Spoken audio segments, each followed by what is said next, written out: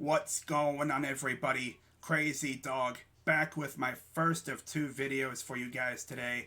And in this video, I'll be going through the Browns undrafted free agency signings, as well as two veteran free agent signings that the Browns made in the past 24 hours. Now, with that being said, let's take a look at the Browns undrafted free agency class of 2021. Now, in years past, the Browns would have signed around a dozen players, maybe more. But this year, they went a little light on the undrafted free agents because they only signed five. Like, bro, five undrafted free agents. That's how you know your team is absolutely loaded when you go light in the undrafted free agent market. Like, that's freaking crazy. Now, just because we signed only five guys doesn't mean there's no big names on this list, because the first guy I'm talking about in this video happens to be arguably the biggest name on the undrafted free agent market. And if you would have looked at a 2021 mock draft immediately after last year's draft ended, this guy would have been mocked as a first round pick. And the craziest thing is, I remember looking at a 2021 mock draft right after last year's draft ended, and believe it or not, this guy was mocked to the Cleveland Browns.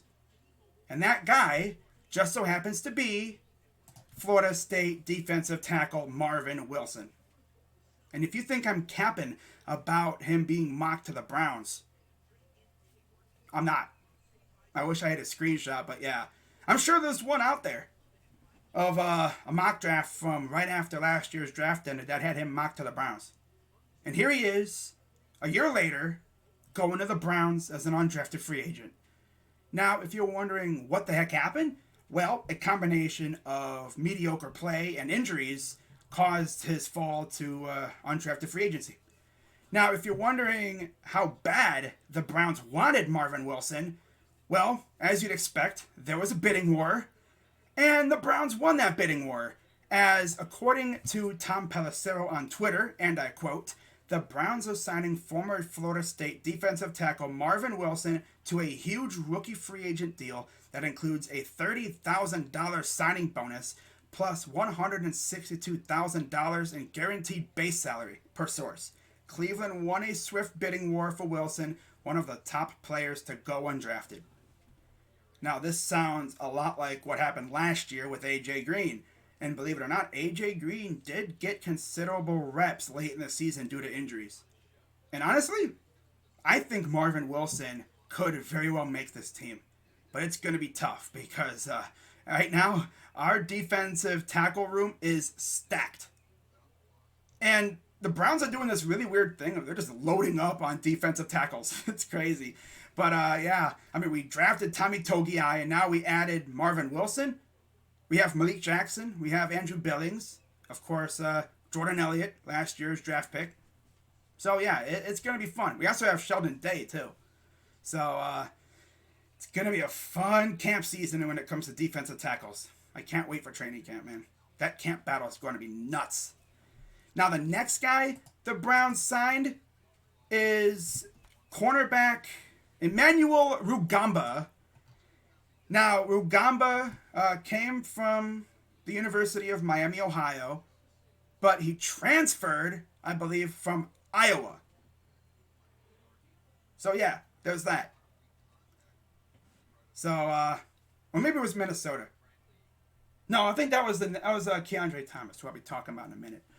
Again, we've signed like three guys who transferred different places. Wow.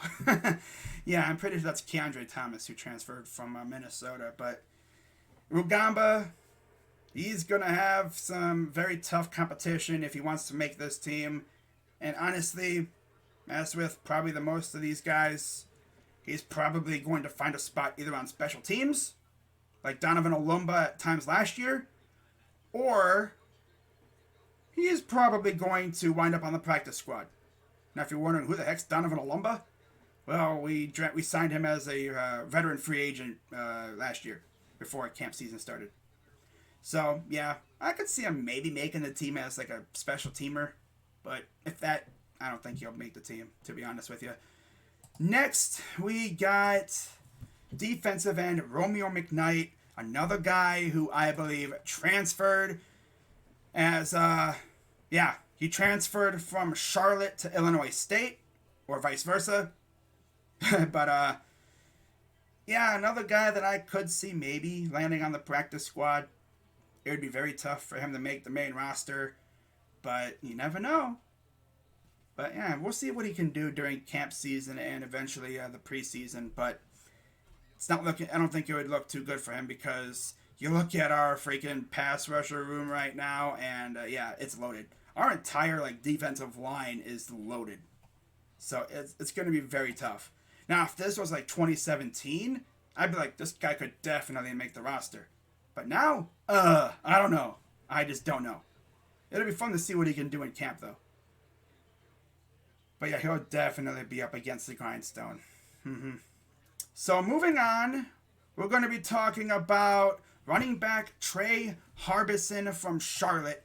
And it seems like every year we get a guy from Charlotte, whether it's defense or offense. But do I think he could make the roster? Again, I don't know. He'll be fighting with Dearness Johnson, Demetric Felton, and John Kelly for that number 3 running back spot. And I just don't think he'll have a chance. I mean, Dearness Johnson's really good. I've heard Demetric Felton is pretty dang good too. And then John Kelly, he was on the practice squad last year. So, I don't know, man. Trey might be able to find his way onto the practice squad. But I don't know, man. Another very loaded position. But we'll see what he can do. Maybe he'll shock us, make the final roster. I don't know. We've seen it before, but we'll see what happens. Next, we're going to be talking about Kansas State cornerback Keandre Thomas, who I mentioned earlier was another transfer, as he transferred from Minnesota. Now, on this article that I'm looking at, they say he has really nice athletic profile, good size, speed, explosion, agility. Honestly, I think he might be one of the few guys from the undrafted free agent class that could actually make the roster. Now, if he were to make the roster, I could see him as a special teamer. But, again, I don't know. I mean, the cornerback room isn't that deep.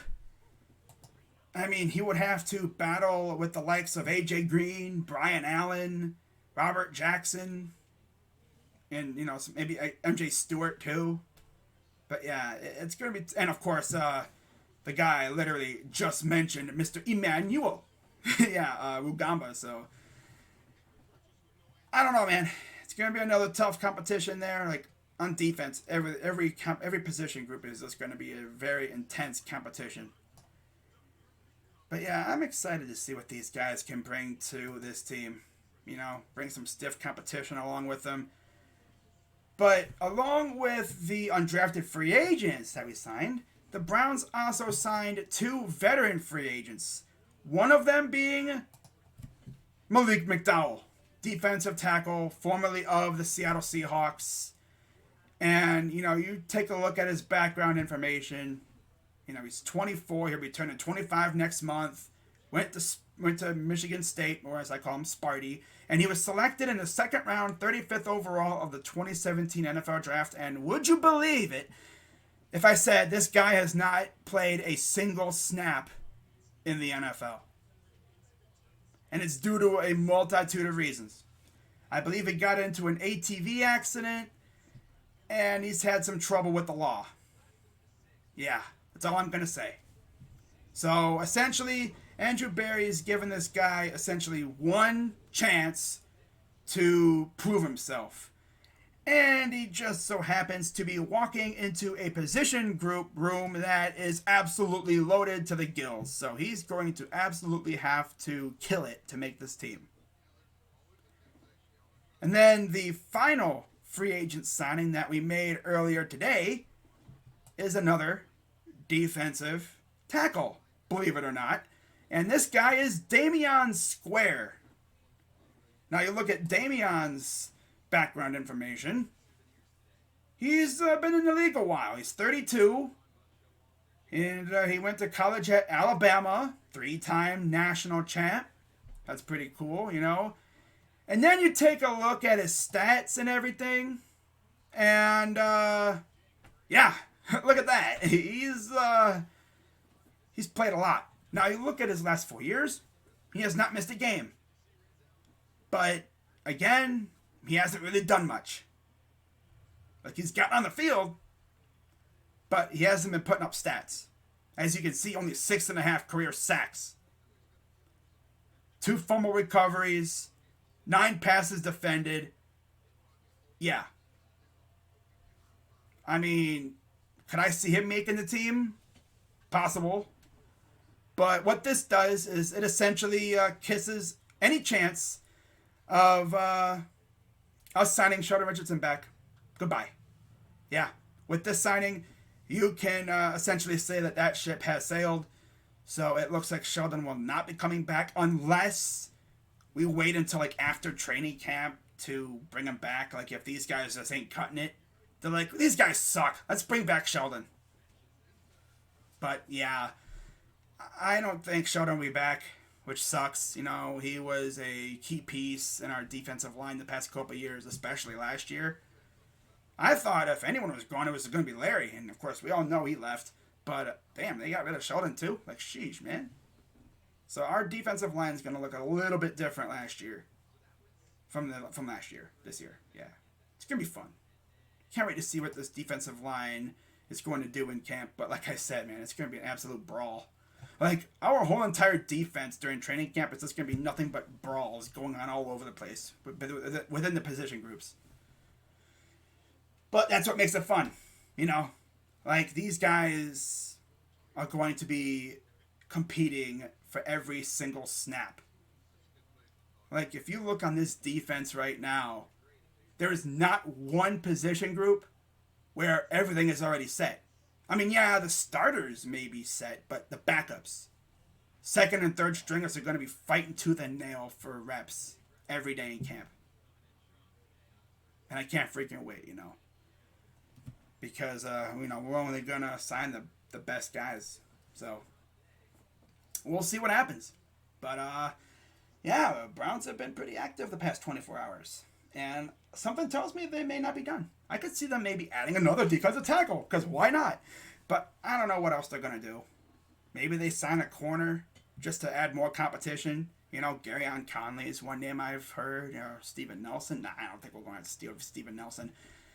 Nah, I don't think that. I mean, we got our number 3 corner already in Greg Newsome. Unless they, you know, want to bring in Greg a little, you know, easy like they did with Grant last year. Or they would have done with Grant if he didn't get hurt.